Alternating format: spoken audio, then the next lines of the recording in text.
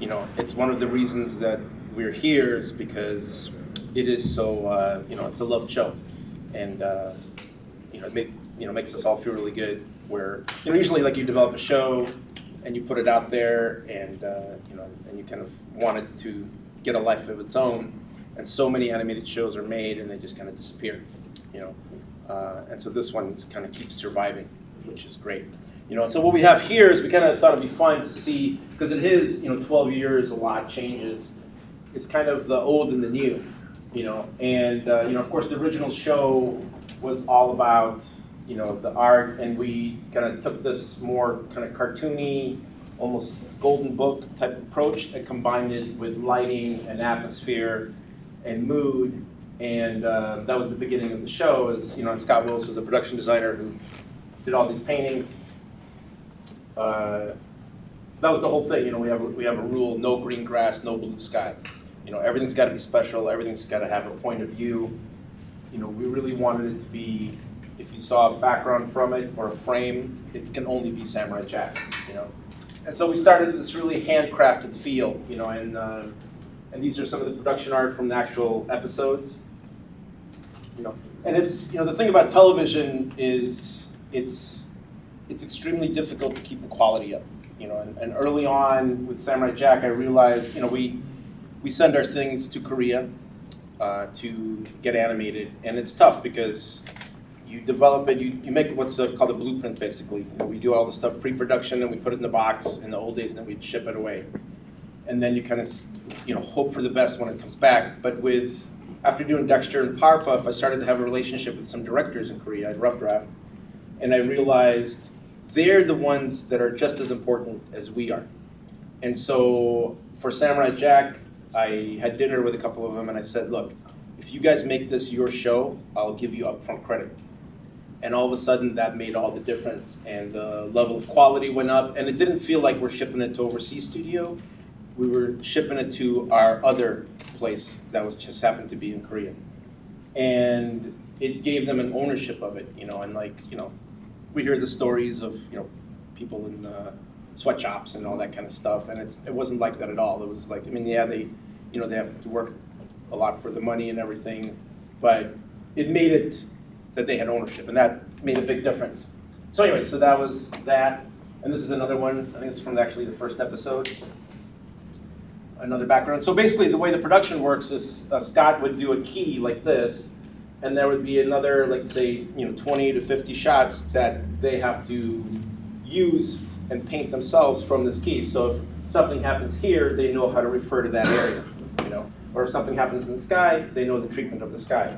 And so these are part of that, like Scott's original painting is probably like this big, and then they do the full production art, And this is another one from and this is a Ku's layer. And then going into the new season, we, of course, people love the style of Jack, and we love 2D. Even though I've done a couple of CG features now, there's nothing like 2D, and kind of stems back to my love of animation, of going into animation. I think I was like 14 at the time. I was already older, and they used to release the Disney movies every 7 years. This is in the 80s, early 80s, and I went to see it, and I was by myself because, of course, nobody 14 is going to be willingly to go see an animated film. And I came into the theater, and it was like full of kids and parents, and everybody's jumping up and down, right? And then the lights came down, the picture came up, and there was all this art. And it's the first time I saw Jungle Book, and it captured my imagination, and it made me realize how much I love the drawings, because this is like, it's not, computers, of course, has a lot of handcraft to it too, but it's still like funneled through this very expensive and high-tech pencil, where with the art that we do and the Jungle Book stuff, it's like our drawings, Scott's paintings, is directly on screen. And that's it's a big difference, because I think that's what people have forgotten about 2D animation, that it's more artistic because it's somebody's stylization. It's their point of view on this idea, And everybody, I used to love the old Warner Brothers cartoons because every animator drew Bugs Bunny different, And they all kind of look similar, especially when we were kids. But now I can go, oh, that's that guy's scene, that's this guy's scene. And I love that. And so even when we did Hotel Transylvania, I tried to push the animators, like, have your own style in the characters. Have the way you do it so it becomes more organic. That's really what we were trying to do. So coming into the digital age now, we had a big challenge. You know, Scott's been painting digitally for a while now, but we wanted this kind of hand-painted feel. So I think he did everything in his efforts to try to duplicate that with a computer. You know, and so this is from the new show. You guys all watched the episodes? Yeah, good. And you're the first, by the way. So this was handcrafted on the computer, but still trying to do exactly what we've done in the past. You know, this was a model design in the background, and same thing. And you know, one of the things I don't know if you noticed or not, but if you actually look at the old show, Jack is about 5 heads high. So in animation, we measure how tall a character is, or their proportions, by the amount of heads. Like I think I'm 6 heads high or something. Superheroes are like 8 heads high if you look at comic books and stuff. And so when we started drawing Jack again, I wasn't drawing him like I did back then. Like he kind of got more stretched out, more elegant. And Craig Kellman, who's the character designer, he kind of followed suit, and we kept pushing Jack. And I think it's because the story's darker. It felt weird to have it be so childlike, because when you're squattier.